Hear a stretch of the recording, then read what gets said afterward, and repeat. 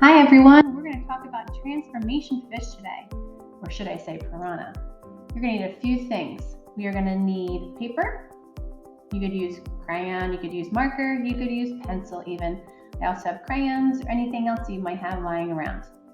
Now I wanted to show you a little bit what it's going to look like when it's done. So just get ready for it. And transform. So we're going to be working with folding the paper to transform our fish from just an ordinary fun fish to a scary piranha. Yes. Okay, so let's get ready to do that. Go ahead and get your paper, and I want you to hold it vertical. Make sure that it's up and down the skinny way. We're going to fold it up, matching the corners, and then make sure you crease it in the center. If you're having trouble with this, you can ask a parent if you need any help with the folding part. Then you take the top flap, match the corners on the bottom, and then go ahead and crease it one more time. Now you're going to have the folding that we need for our transformation. Practice this part, make sure it's done the correct way before you go any further. Now, if you need to pause, pause. I'm going to actually start with marker, but you could do pencil. So I'm going to use my marker. Now I want you to make 2 dots along the seam. So use your fingers to measure 2 fingers from the edge. You don't want to go too close to the edge. Make a small dot, and that doesn't need to be too big. You need to do it right where that fold meets the paper. You might actually have a little bit of a dot on both. Okay, so now you have 2 dots right along that crease. You're going to make a straight line almost to the top of the page, but do not touch the top. Then you're going to do a diagonal line coming down. Don't touch the crease. Leave a little bit of room, and then a half of an oval all the way to the other dot. Make sure you connect the dots. Second one, you're going to do the same thing. If you want to turn your paper, if it's more comfortable for you to draw this way, you can, but if you don't want to, you can leave it this way. You're going to do another diagonal. We're just doing a mirror image of what you just did on the opposite side. Make sure you touch both dots again so it looks like one whole fish. Okay, now make an eye. Your eye can be different than mine. I'm just doing a couple circles inside of each other and coloring in the center. You could add eyelashes. You can make yours a googly eye. I don't really care. It's up to you. Then you can go ahead and add a dorsal fin. Obviously, I'm making mine kind of like a triangle shape, but if you want to make it different, you can. Kind of 2 half crescent shapes on the bottom. And then we're going to make some lips. So you want to do right along the edge. Now I'm going to make a dot there where I stopped because we want that dot to be right on the edge of the paper. And then you're going to connect it back to that first dot. Draw a line right along where that line for the paper is.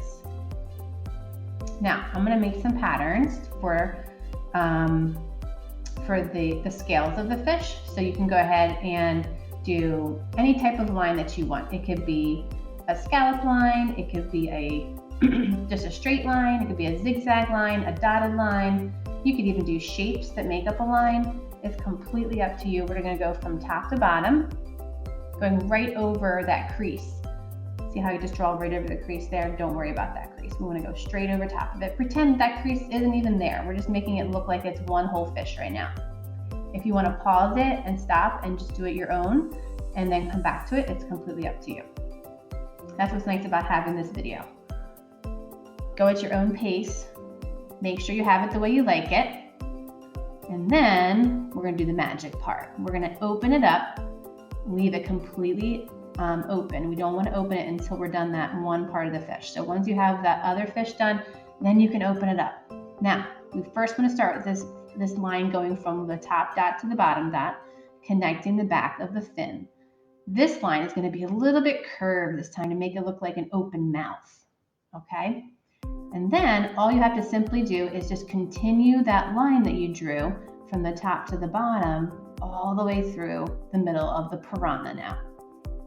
So you're going to take your time, make sure you're connecting. If you did a diagonal line or if you did a zigzag line at the top and and a zigzag line at the bottom, I would suggest keeping that zigzag all the way through the center to make it look like it is the same type of fish.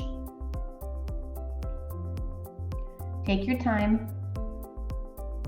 Again, if you need to stop or go back, you can pause the video and do that. When we transform something, we are changing it from one thing to the next. And as artists, sometimes we like to do this type of thing to surprise our audience. Okay, a couple more finishing touches, and then we get to do the really fun part, which is the teeth. It makes it look a lot scarier. Okay, so we had a nice fish at first. Now we're gonna add some crazy teeth. Nice, long, skinny triangles, and they could be big, they could be long, they could be tiny, and that's gonna give it kind of a sharp, jagged look.